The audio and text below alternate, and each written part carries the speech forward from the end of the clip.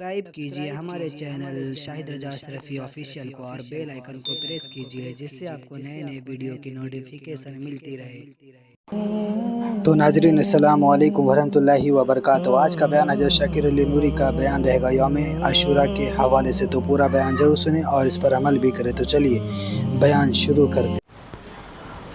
آپ جانتے ہیں کہ آج یوم عاشوراء ہے اور تاریخ میں کسی نبی کے نواسے نے اتنی بڑی قربانی نہیں پیش کی جتنی امام حسین رضی اللہ تعالیٰ عنہ نے قربانی پیش فرمائی۔ اور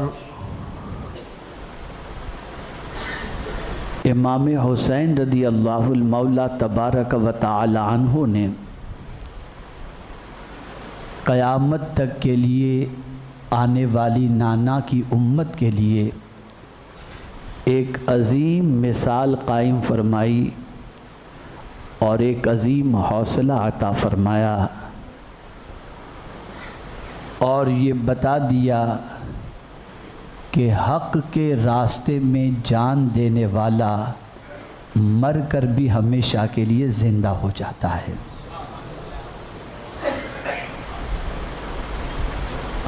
اس کی زندگی معمولی نہیں ہوتی، اس کی زندگی اتنی عظیم ہوتی ہے کہ شاید کہ حق کے راستے میں قتل کیے جانے والا شہید جو چیز دیکھتا ہے وہ دنیا کی کوئی آنکھ اسے دیکھ ہی نہیں سکتی۔ آپ کو معلوم ہوگا کہ جب آپریشن کرنا ہوتا ہے تو اس وقت انجیکشن دیا جاتا ہے، باڈی کو سن کیا جاتا ہے اور اس کے بعد اس کو چیر پھاڑ کیا جاتا ہے، اور لمبے ٹائم تک کسی کا آپریشن 8 گھنٹے کسی کا 10 گھنٹے چلتا ہے۔ لیکن وہ شخص جو آپریشن تھیٹر میں ہے، جس کی کٹنگ ہو رہی ہوتی ہے، سرجری ہو رہی ہوتی ہے، جب آپریشن ہو رہا ہوتا ہے اسے اس کی خبر تک نہیں ہوتی، تکلیف کا احساس تک نہیں ہوتا۔ تو آپ صرف اتنا سوچیں کہ ہمارے ہاتھوں میں تھوڑا سا زخم ہو جاتا ہے تو درد کے مارے ہم کراہتے ہیں، بخار بھی آ جاتا ہے، کروٹ بھی بدلتے ہیں، کھانا بھی اچھا نہیں لگتا، اور جان بوجھ کر کے کوئی انسان اپنے ہاتھ کو کٹوانا بھی نہیں چاہتا۔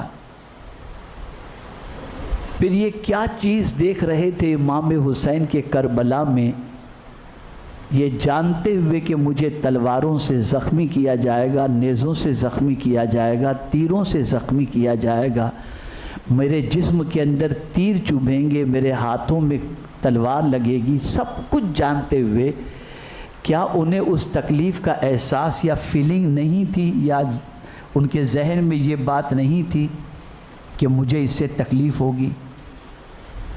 تو یہاں میں آپ کو بتا دوں کہ میرے پیارے آقا صلی اللہ علیہ وسلم کے پیارے دیوانوں، شہید وہ دیکھ رہا ہوتا ہے جو کوئی دوسرا دیکھ ہی نہیں سکتا۔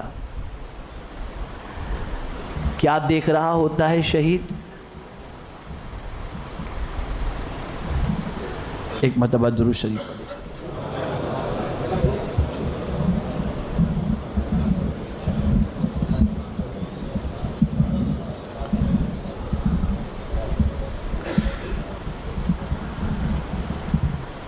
شہید کے معنی ہوتا ہے گواہی دینے والا۔ آپ بھی گواہی دیتے ہیں، میں بھی گواہی دیتا ہوں، لیکن ہماری گواہی کا معاملہ کیا ہے؟ ہم زبان سے گواہی دیتے ہیں، لکھ کر کے گواہی دیتے ہیں۔ کیا گواہی دیتے ہیں؟ کہ اللہ ایک ہے، وحدہ لا شریک ہے، محمد صلی اللہ علیہ وسلم اللہ کے رسول ہیں۔ لیکن شہید کس چیز سے گواہی دیتا ہے؟ وہ نہ قلم سے گواہی دیتا ہے نہ زبان سے گواہی دیتا ہے، اپنا خون قربان کر کے، اپنی جان قربان کر کے گواہی دیتا ہے اور کہتا ہے میں گواہی دیتا ہوں کہ اللہ ایک ہے۔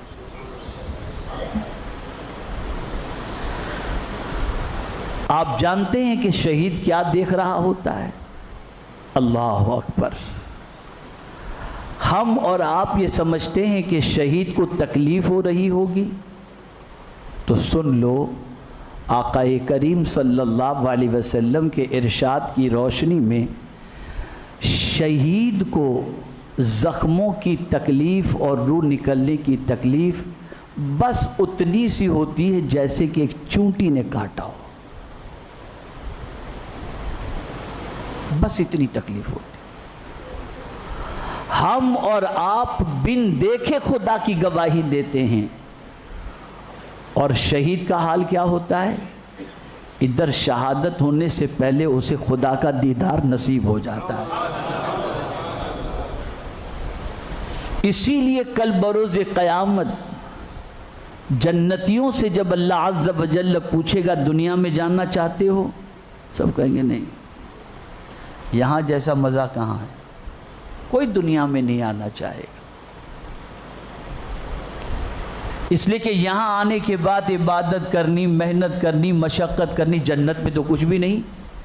وَلَكُمْ فِيهَا مَا تَشْتَهِي أَنفُسُكُمْ وَلَكُمْ فِيهَا مَا تَدَّعُونَ، جو تم چاہو گے اللہ تمہارے سامنے پیش کروا دے گا۔ جتنوں سے بھی اللہ عز و جل جنت میں پوچھے گا کہ دنیا میں جاننا چاہتے ہو، سب منع کریں گے، نہیں مولا ہم کو یہیں رہنا ہے۔ لیکن شہید سے پوچھیں گے تمہاری آرزو کیا ہے، تو کہیں گے مولا ہمیں دنیا میں دوبارہ بھیج۔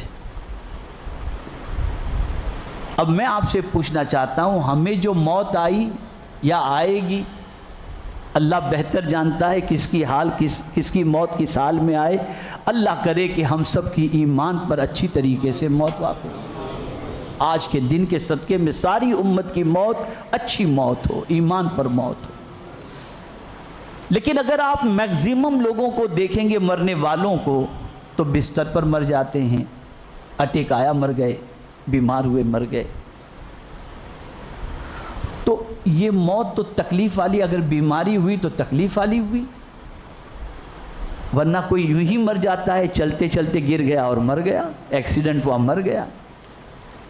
شہید تو تکلیفوں کے بعد اسے موت واقع ہوتی ہے، اعضاء کاٹے جاتے ہیں۔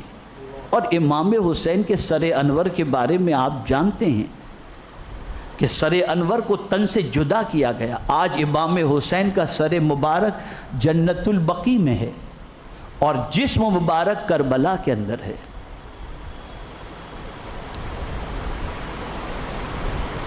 اتنی تکلیفوں کے بعد شہید یہ تمنا کرے گا مجھے پھر دنیا میں بھیج۔ کیا تکلیفوں میں اسے مزہ آتا ہے؟ تو سنو، پوچھا جائے گا شہید سے دوبارہ دنیا میں جانے کی تمنا کیوں کر رہا ہے؟ سب تو دنیا میں جانے کی تمنا نہیں کرتے، سارے جنتی، تو دنیا میں جانے کی تمنا کرتا ہے۔ تو شہید جواب دے گا مولا جو مزہ تیرے نام پر جان دینے میں ہے وہ مزہ ہمیں جنت میں بھی نہیں آتا۔ یہ ہے اس لیے کہ ادھر جسم سے روح نکلی، ادھر پروردگار کا دیدار نصیب ہو جاتا ہے۔ یہ شہید کا مقام کوئی معمولی مقام نہیں ہے۔ شہادت شہید وہ دیکھ رہا ہوتا ہے جو کسی کی آنکھ نہیں دیکھ سکتی، اور اس مقام تک پہنچنا یہ آسان کام نہیں ہے، اس کے لیے تربیت کے مرحلوں سے گزرنا پڑتا ہے۔ اب آئیے میں تھوڑا سا سمجھاؤں آج کے دور کے حساب سے کہ قرآن نے کامیاب کسے بتایا۔ اللہ فرماتا ہے قد افلح من تزکا، بے شک مراد کو پہنچا وہ جو ستھرا ہوا، جو ستھرا ہو گیا، کفر سے ستھرا ہوا، شرک سے ستھرا ہوا، گناہوں سے ستھرا ہوا، جس نے اپنے آپ کو پاک کر لیا، ہر آلائش سے، ہر گندگی سے اپنے آپ کو پاک کر لیا، جو ستھرا ہوا وہ کامیاب ہو گیا۔ वज़करा अस्म रब्बिही, और जिसने अपने रब का जिक्र किया, फसल्ला, और नमाज पढ़ी। यहां कामयाबी का एक नया तसव्वुर अल्लाह अता कर रहा है। जिसने खुद को सुथरा किया, तो अब इमाम हुसैन ने अपने आप को किस चीज से सुथरा किया? लालच से सुथरा किया। यजीद ने लालच भिजवाई, बहुत पेशकश की इमाम हुसैन को कि मेरी बैत कबूल कर लें, जो चाहो आपकी खिदमत में पेश कर दिया जाएगा। लेकिन इमाम हुसैन जानते थे कि कामयाबी का एक तसव्वुर कुरान ने यह भी दिया है कि वमन युक़शुह नफ्सिही फ़उलाइका हुमुल मुफ़्लिहून, जो लालच से बचा लिया गया, बेशक वो कामयाब हुआ। लालच में नहीं आए, हिर्स में नहीं आए कि मैं अगर यजीद की बैत कबूल कर लूँगा तो मुझे इतना फ़ायदा होगा ना। इसलिए कि यजीद अगर सच्चा होता, नमाजी होता, परहेजगार होता, दीन पर अमल करने वाला होता, तो पहले तो कभी वो ये कहता ही नहीं इमाम हुसैन से कि मेरी बैत कबूल कर लो। वो खुद कहता कि आपसे बढ़कर बैत, मैं आपकी ही बैत सबसे अफजल है, आपके होते हुए मैं अपनी बैत का दावा कैसे करूं? लेकिन नहीं, इख्तिदार का नशा बड़ा ख़तरनाक होता है। मेरा ये जुमला याद रखिएगा, शायद आपको काम आए इंशाअल्लाह। इख्तिदार हाकिम को मिलता है, और हाकिम अगर जालिम हो जाए तो उसका नामो निशान मिट जाता है, और हाकिम अगर अदल करने वाला हो तो उसका नामो निशान बाकी रहता है। इसलिए हमेशा याद रखिएगा करबला का ये सबक, अगर कोई भी इख्तिदार में रहते हुए जुल्म करे, जैसे यजीद का नाम मिट गया वैसे उस जालिम का भी नाम मिट जाएगा। इसको ज़हन में रखना, इस फ़लसफ़े को भूलना नहीं, कभी कभी नहीं भूलना। तो इमाम हुसैन रदी अल्लाह ताला अन्हु लालच में नहीं आए, तमा में नहीं आए, और यजीद की बैत आपने कबूल नहीं की। तो आपका दिल इस एतबार से बहुत सुथरा, पहले भी सुथरा था, अल्लाह ने और सुथरा किया।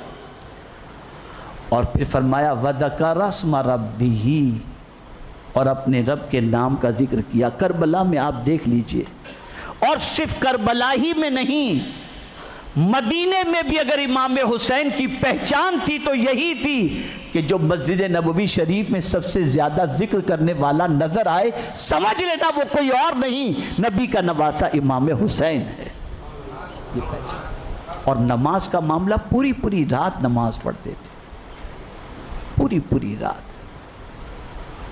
अब जो मुझे समझाना है उसे आप जहन में रखें।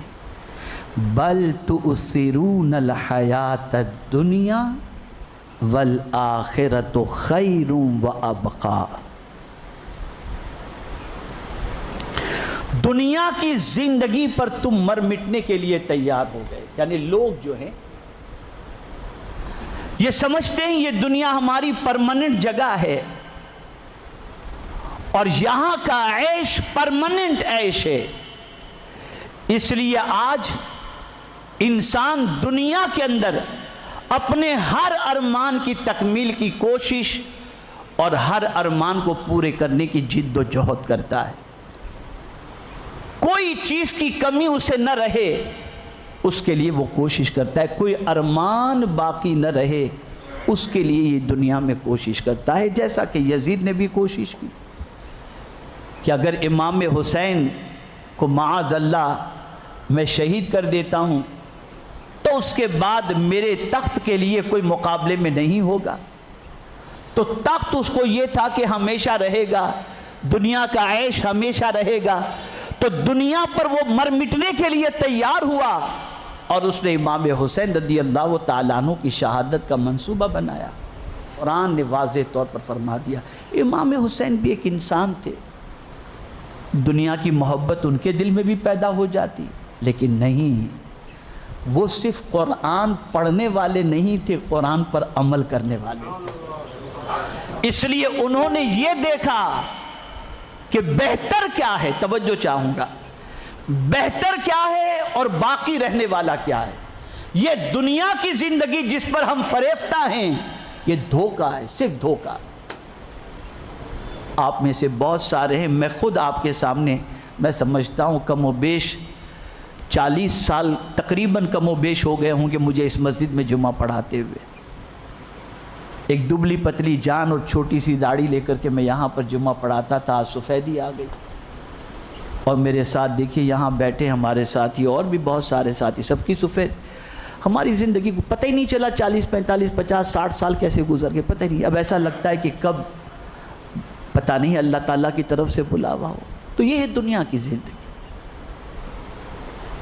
جانا ہے ایک دن۔ اگر کسی نے اس دنیا کی زندگی کے لیے ہی سب کچھ کیا تو اس سے بڑا بے وقوف کوئی دوسرا نہیں۔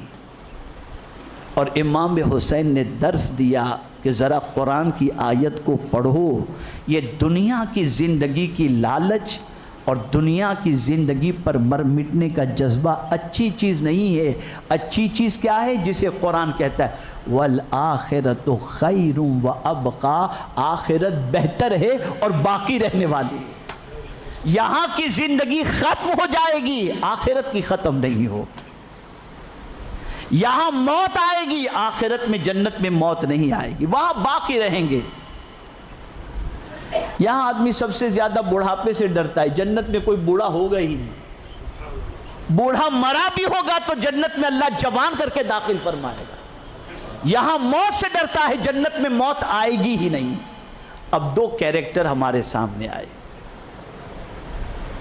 اسے ہمیشہ کے لیے ذہن میں رکھو، یہ بہت بڑا سبق ہے کربلا کا۔ یزید کے دل میں دنیا کی لالچ تھی تو یہ اتنا بڑا ظلم کرنے کے لیے تیار ہو گیا کہ نبی کے نواسے تک کو شہید کروا دیا۔ اور امام حسین کے دل میں آخرت کی محبت تھی، جان دے دی لیکن نبی کی شریعت سے قدم نہیں ہٹنے دیا۔ یہ ہے اصلی چیز۔ یہاں یہ بات ذہن میں رکھو کہ جس دنیا کی زندگی کے لیے ہم سب کچھ کر رہے ہیں یہ دنیا دھوکہ ہے۔ قرآن کہتا ہے وَمَا الْحَيَاةُ الدُّنْيَا إِلَّا مَتَاعُ الْغُرُورِ، دنیا کی زندگی بس ایک دھوکہ ہے، ایک دھوکہ ہے، اس کے علاوہ نتھنگ، کوئی چیز نہیں۔ آپ کہیں گے آپ کہہ رہے ہیں دنیا دھوکہ ہے تو جینا ہے تو کیا کریں؟ تو آپ سے میں اتنا عرض کروں گا کہ آپ اور ہم دنیا کے اندر جیتے ہیں تو صرف دنیا ہی کے بندے بن کر کے نہ جائیں اور نہ رہیں، بلکہ ہم کوشش کریں جہاں زیادہ رہنا ہے وہاں کی تیاری زیادہ کریں، اور جہاں کتنا رہنا ہے وہ نہیں معلوم وہاں کے اندر اپنی پوری زندگی کھپائیں نہیں۔ امام نے یہی پیغام دیا کہ ایک مرتبہ اگر دنیا کی زندگی کی لالچ اور دنیا کی مال کی لالچ پیدا ہو جاتی ہے تو جس نبی کا کلمہ پڑھتے ہیں اور جس نبی کی آل پر درود پڑھتے ہیں اسی نبی کی آل کو لالچ کے اندر انسان مال کے لیے ذبح کرنے کو بھی تیار ہو جاتا ہے۔ یہ ہے دنیا کی محبت کا سب سے بڑا نقصان، سب سے بڑا نقصان۔ تو کربلا سے یہ سبق سیکھنا چاہیے اور یہ بات ذہن میں رکھنی چاہیے، جس طرح سے کل کا یزید مر گیا اور نام و نشان مٹ گیا، ہمیشہ جو بھی ظلم کرنے والا آئے گا وہ مٹے گا اور اس کا نام و نشان بھی مٹے گا۔ جس طرح سے کل اللہ نے یہ امام حسین کو اس طرح سے زندہ کر دیا کہ کل سے لے کر آج تک امام حسین دلوں میں زندہ ہیں، انشاءاللہ العظیم جو بھی امام کے نقش قدم پر چلے گا اللہ تعالیٰ اسے بھی اپنے فضل سے زندگی عطا فرما دے گا۔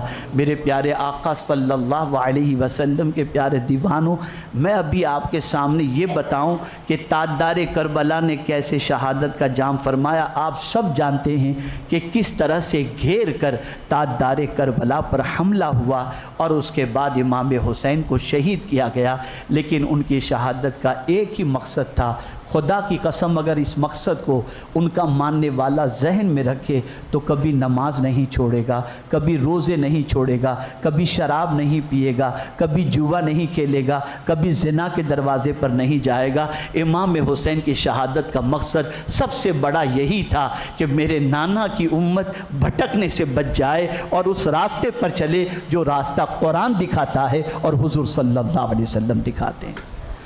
आज हम इमाम हुसैन के नाम का शरबत पीते हैं, पियो, उनके नाम के नियाज़ करते हैं, करो, लेकिन यही सिर्फ खराज अक़ीदत का तरीक़ा नहीं है। सबसे बड़ा खराज अक़ीदत ये है जिस मिशन के लिए उन्होंने कुर्बानी दी उस मिशन को ज़िंदा करो। अल्लाह रब्बुल इज़्ज़त जल्ल जलालहू आक़ाए करीम रऊफ़ व रहीम अलैहि तहिय्यत व तस्लीम के सदक़ा व तुफ़ैल हम सबको ताजदार करबला के नक्श कदम पर चलने की तौफ़ीक़ अता फ़रमाए और जिस तरह से इमाम हुसैन ने आखिरत की फ़िक्र हमें अता फ़रमाई, हम भी इस दुनिया में रहते हुए आखिरत में जो चीज़ें काम आने वाली हैं उनकी तैयारियों में लग जाएं और उसमें अपना वक्त ज़्यादा से ज़्यादा खर्च करें। मैं अभी दूध बाज़ार में बयान करके आ रहा हूँ, मैंने एक ख़ास बात ज़ईफ़ों के हवाले से कही, मैं आज यहाँ भी ज़ईफ़ों के हवाले से कह देता हूँ।